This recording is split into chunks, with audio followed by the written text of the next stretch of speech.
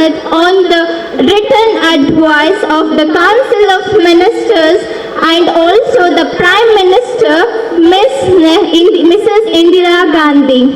I wanted to know you all why the emergency was declared and what was the condition for the emergency declarance. It was declared because the situation was like that.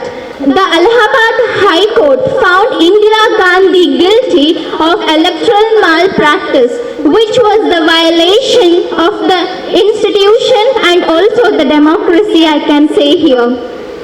After this, during this time, the fundamental rights were suspended, the protests were going on, and also the freedom of the press was also restricted, including that many of the protesters were also jailed in this scenario.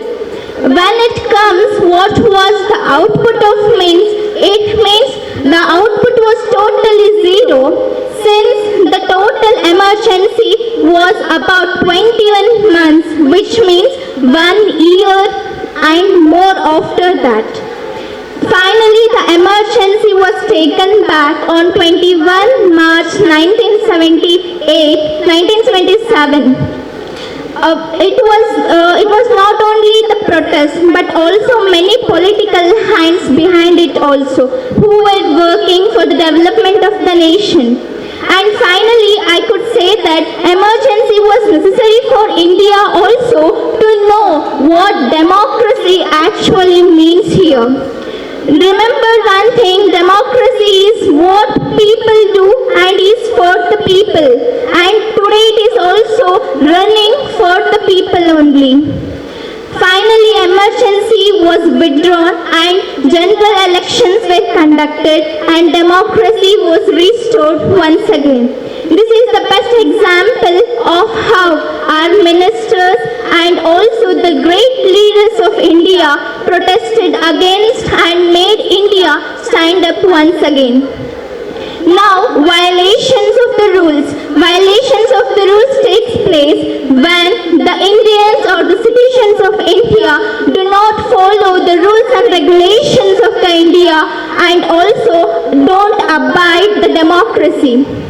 It happens because of, it can happen in many ways. Many forms are there for this. But here I am going only to highlight the nature of these things which are taking place at the present scenario.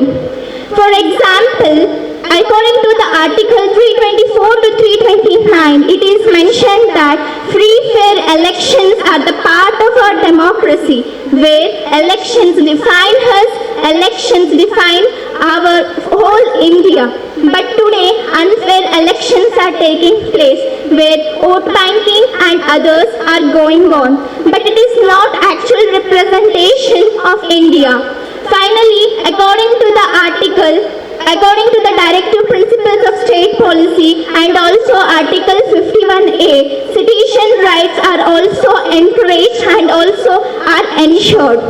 But today, citizens who are aiming to have equality, justice and harmony in the nation are just being the daydreams of Indians, but not the actual real life. They are not going on. So we youths must protest against it and make this possible. But I am not saying it. Remember, I am not declaring that it is taking part in every part of the nation. But I am saying if some part of the nation it is taking place, then it means the whole India only, the whole nation only. Today, India is being called as the largest democratic nation in the world. But dear friends, it's not true.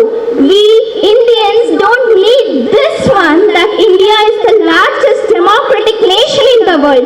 But we need this, that India is the greatest democratic nation in the world, which defines us and the constitution and the souls who made our constitution.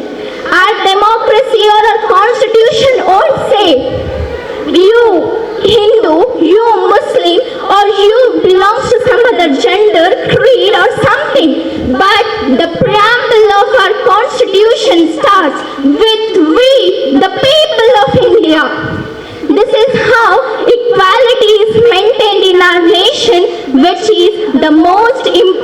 fundament constitutional value. And also justice, according to the article, and also on the directive principles of state policy, it is mentioned that fair treatment and justice for the rights are ensuring the equality too. But where today is equality being there? Where today is justice being given? My question is this: youths, rise up. Don't be just the hole or a black spot in this nation. You are the veins of our nation, and you must be the hearts of our nation. Not only the veins, but hearts. Finally, I wanted to say you all, nation does not depend upon youths also, but also the parents sitting here, those who build the youth, and the greatest supports and backbone of the nation, that is the teachers sitting here. Finally, I conclude my speech saying that we the people of India, let's urge today to make India as the greatest democratic nation in the world, and also to respect the harmony of our nation. Let us just inculcate the good activities, not the bad here.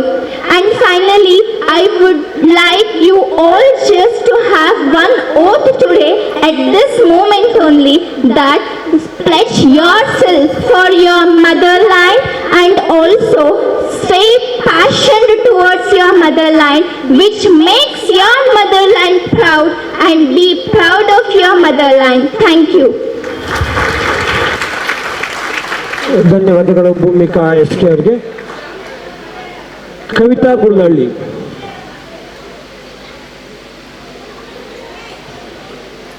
Kavita ಗುಳನಳ್ಳಿ.